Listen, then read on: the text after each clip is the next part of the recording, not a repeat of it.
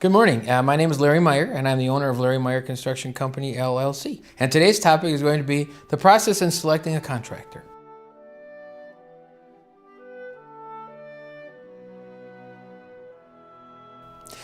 Interesting conversation. I always get a kick out of it. People will come up to us at a trade show, or they'll see us, wherever it might be, and they say, "Hey, I'm thinking about building. What's the cost per square foot?" And we don't do anything by cost per square foot for the most part. It's a basis to start with. Everything that we do is custom. So we have never built the same house twice. So you're going to have different products. You're going to have different customers. Their likes and dislikes are going to be different. For anybody to seriously give someone a price per square foot, in my opinion, they have already decided what's going to go into your home, and our approach is a little bit different.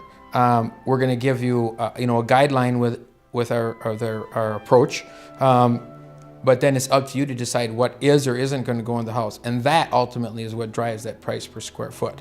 So we like to leave that door open, I guess, for people to have more of an option on what they're going to select for their product, be it cabinet, flooring, whatever it might be, and then let them know how that's going to drive their price, and then ultimately they can stay with that decision, or they can turn around and back off that decision and go with something that might be more cost effective.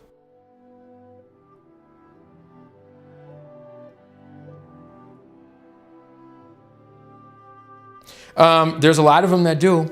We do it. We use it primarily only as a guideline, and then go through the design process and break the whole project out. And we're going to know what every piece is going to cost you. You're going to know how much is in there for your allowance for your kitchen cabinets, and your cabinet is going to be this wood species with this door style, and so on and so forth.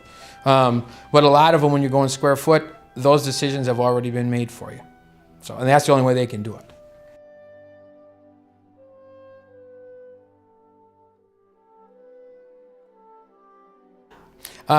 We run into that a lot.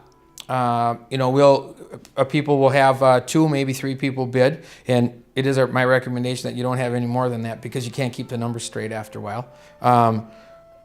But people will come in, and there's ways to make your number look real rosy, and then when it comes to the end of your project, then you're going to have some real tough conversations, because your project is going to have considerable cost overruns, or you're not going to have liked what was included.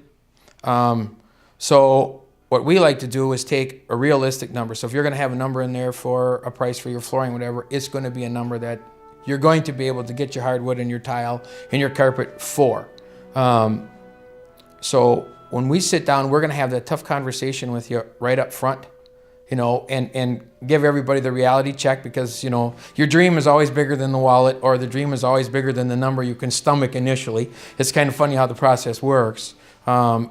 But it happens all the time, and so you just got to work through that and give them realistic numbers and get that hard conversation out of the way, and that's part of all the compatibility that we've talked about earlier.